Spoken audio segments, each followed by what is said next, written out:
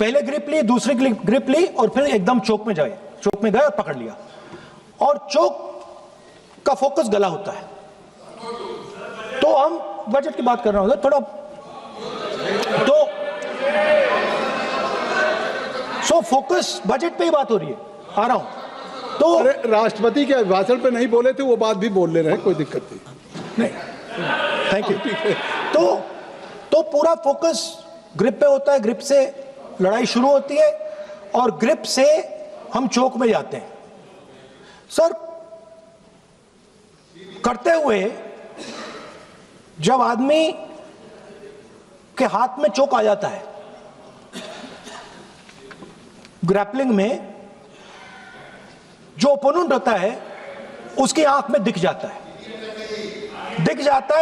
है कि बात समझ आ जाती है कि अब मैंने इसको पकड़ लिया है। और होता क्या है सर, वो रेजिस्ट करता है, पहले 2-3 बार ऐसे रेजिस्ट करता है और फिर उसको भी पता लग जाता है कि मैं गया, और फिर वो वहां पे बात खत्म हो जाती है और फिर वो सरेंडर करके ऐसे टैप कर देता है। सर ये सेंटर पीस है सर मार्शल आर्ट्स का, ग्रिप से चोक और चोक से टैप। और ये आप किसी भी एमएमए वाले से पूछ लो, किसी भी जूडो वाले से पूछ लो, काम ग्रिप से शुरू होता है। सर ग्रिप राजनीति में होती है सर, ग्रिप बिजनेस में होती है, पॉलिटिक्स में होती है सर। जुजित्सु में ग्रिप दिखता है हाथ कहां है, चोक कैसे लग रहा है सर, राजनीति में नहीं दिखती। कहां किसने ग्रिप ले रखी है, चोक कहां लग रहा है, वो दिखता नहीं है सर, छुपा रहता है। तो that is the starting point. Sir, I was looking at the economic survey and 2 points I found there, solid points, profound points that I liked. First point, that we are living in a world of intensifying geopolitical conflict. मतलब जो पुराना system था, US based system था, dollar based system था, unipolar जो super power था, उस system को चैलेंज किया जा रहा है। The dominance of the United states is being challenged by the Chinese, by the Russians, by other forces. And the second thing, also profound thing, that we are living in a world of energy and finance weaponization. मतलब energy को और finance को हथियार बना दिया गया है। Main thing they are saying here is that we are moving from a world of stability to a world of instability. Prime Minister stated and NSA stated, shockingly, some time back, that the era of war is over. In fact, we are moving into the era of war. And you can see, war is there in Ukraine, war was there in Gaza, war is there in the Middle East, threat of war is there in Iran. We had Operation Sindoor. So we are moving into a world of instability. The dollar is being challenged. The central game, as my friends on the other side understand, is the dollar is being challenged. US supremacy is being challenged. We are moving from a world of one superpower to some new world that really we can't predict. Maybe 2 superpowers, maybe multiple powers. And it's an unstable world. And that is what you have said in your economic survey, and I agree with it, 100%. At the center of this fight is the concept of AI. Everybody says that we are moving into the era of AI. And I'd like to warn the government that AI is going to have many, many consequences. One consequence of AI is going to be that something that we relied on, the Congress party and the UPA built, the entire Indian IT industry, companies like Infosys, companies that are at the forefront of information technology are going to struggle. They're going to be challenged. The idea of becoming a software engineer, which is a very popular idea in India, going to be challenged. Lots of our software engineers are going to be replaced by AI. So why I'm saying this is we're moving into a turbulent world, dangerous world. Now, when you move into a dangerous world, what is the first thing that you have to understand? The first thing you have to understand is what are your strengths as a person and as a nation. So I'd like to say to the House here what I think are the strengths of our great country. And I would say that the central strength is our people. 1.4 billion people, brilliant, energetic, dynamic, who can challenge anybody in the world. Biggest strength. But it's not only the people. Because in the 21st century, a very interesting thing has happened. People create data. So we have the biggest data pool on the planet. 1.4 billion people means massive amount of data is being generated in India, and data is wealth. Everybody talks about AI. But talking about AI is like talking about the internal combustion engine without talking about petrol. The petrol for AI is data. So let me repeat that. The petrol for AI is data. Meaning if you have AI and you don't have data, you have nothing. If you have AI and you don't have data, you have nothing. Now, which are the two biggest pools of data on the planet? The Indian pool of data and the Chinese pool of data. They also have 1.4 billion people. We have bigger population than them. We allow more freedom. We allow our people to do more dynamic things. So we have, in fact, more interesting data. What's the second strength? The second strength, and what do you need in difficult times? You need food. Who produces our food? Our kisans produce our food. Our laborers produce our food. This is what gives us strength. This is what allows that data to be produced. This is what allows that brilliance to be generated. And we fought for food security. Food is abundant today. So that's the second thing. And the third thing, what do you need to run a modern country? You need energy. You need fuel. You need petrol. So these are the three things that need to be protected in turbulent times. Our people and our data, our food supply, the ability to produce food, and our energy system. Now, what's interesting to me is that the budget recognizes these things. The budget recognizes that we are going into a dangerous time, intensifying geopolitical conflict. The budget recognizes that energy and finance are being weaponized all across the world. Dollar is being weaponized, dollar is weakening in value, gold, silver prices are going up. Everybody can see this. But there is nothing in the budget. There's absolutely nothing in the budget that looks into these two issues. There is nothing in the budget about energy and finance weaponization. There is nothing in the budget about the intensifying geopolitical conflicts and what we are going to do about it. The budget just reads like any of their budgets. Right? And budget is something, of course, that comes once a year. But in parallel to the budget, something new has happened. The US deal. We have made a deal with the United States. Now,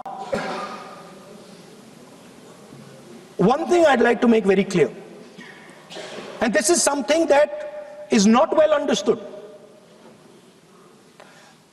In a contest between the United States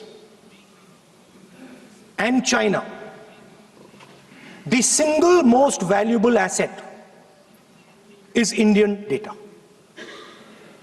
If the Americans want to remain a superpower, please understand what I'm saying. It is very profound what I'm saying. If the Americans want to remain a superpower, and if the Americans want to protect their dollar, the key to that is Indian data. Why? Because the Chinese have a data pool of 1.4 billion people. And you can take European data, you can take African data, you can take American data, add it all up. It does not compete with Chinese data. So the real fight that is taking place, I'm saying what is our strength?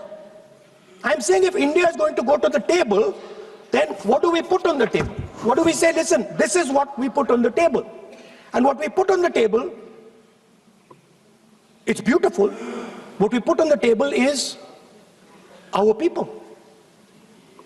Their wisdom, what they do, their likes, dislikes, their imagination, their fear. This suddenly in the 21st century has got value. In the 20th century, it had no value.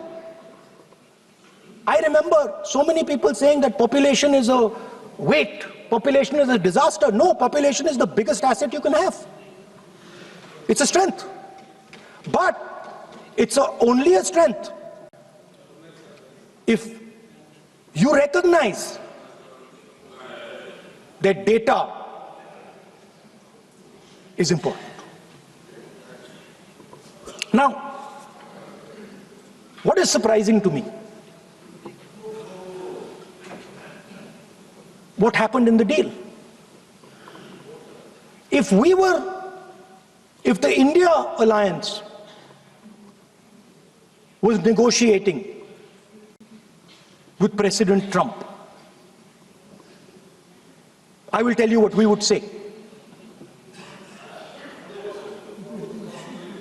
The first thing we would say is, President Trump, the most important thing in this equation is Indian data. You want to protect your dollar? You want to protect your dollar? We are your friends. We appreciate you. We want to help you protect your dollar. But please remember that if you want to protect your dollar, the biggest asset that can protect your dollar is lying with the Indian people. First thing. Second thing we would say, President Trump, if you want access to this data, then please understand that you are going to talk to us as an equal. You are not going to talk to us as if we are your servants. Second thing we would say is, Mr. Trump, please understand that our energy security is our energy security. And no matter what happens, we are going to protect our energy security. And the third thing we would say is, President Trump, we understand that you have a voter base, agricultural voter base. We understand that you need to protect your farmers, but we will also protect our farmers. But the main thing I'm saying is that an India alliance government would go there and say, data is our biggest strength. Now let us talk. Meaning we would go there as equals. We would not be made equal to Pakistan. And if President Trump decided that Pakistan army chief is going to have breakfast with him, then we would have something to say about that. Now, what has happened? You've done a trade deal. It's small. It's written small in the back. Now, let me tell you what is written about data. Our most valuable asset, the thing that is going to transform India in the 21st century, the thing that is going to make us a superpower in the 21st century. This is what the Modi government has done with our data. Number one, we give up control over our digital trade rules. Number two, there is no need for data localization.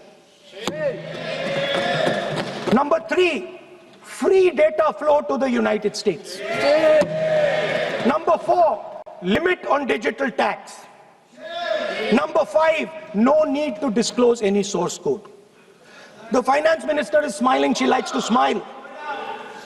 She likes to smile a lot. 20-year free tax holiday to anybody who wants it, to the big tax companies. This is what you've done on data.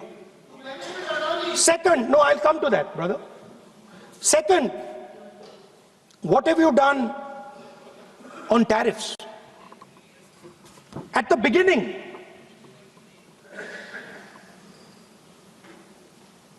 %3 was the average. 3% was the average. It has now gone up to 18%. A 6% increase. 6x increase. Sorry, thank you. US imports to go up from $46 billion. You're talking about our budget. US imports to go up from $46 billion to $146 billion. I mean, this is absurd. This is absolutely absurd. And they have no commitment to us. We have a commitment to them. We are going to add $100 billion a year to your imports, and no commitment to us. We're just standing there like fools.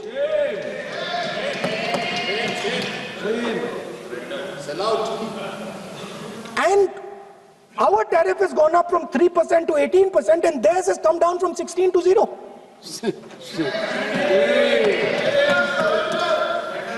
Now, I understand that the people across the aisle here want to protect our country. I understand the people across the aisle here value our data. I believe they do. I also believe that the Prime Minister understands that India's biggest asset is its people, and as a result, its data. I know that. I do not believe for 1 second that the Prime Minister does not understand this. Next, textiles. I visited a Gurgaon factory recently, and I asked them what's going on. They said, we're finished as a result of the tariffs.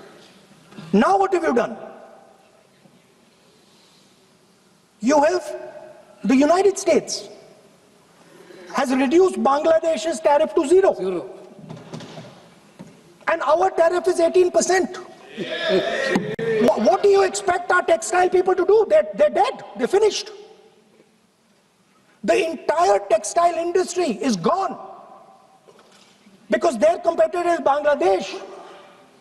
If Bangladesh imports US cotton, they have 0% duty. Finished. Textile industry gone. Let's talk about energy. What we need for the data, what we need for our food, what we have fought for, energy security, gone. Now the United States will decide who we buy oil from. Yes. The United States will come to us and say, you cannot buy oil from so-and-so, and so-and-so, and so-and-so. Russia, Iran, whoever they want. They will decide. Our Prime Minister will not decide. Please understand, and they will monitor. They will keep a watch, meaning they will look, and if India buys oil from anyone they do not want, they will punish us. And they will take our tariffs right back to 50%. For the first time in Indian history, our farmers are facing a storm.